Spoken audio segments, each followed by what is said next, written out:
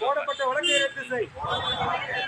செயல்படாதே செயல்படாதே, உங்களை பட்சமாக செயல்படாதே.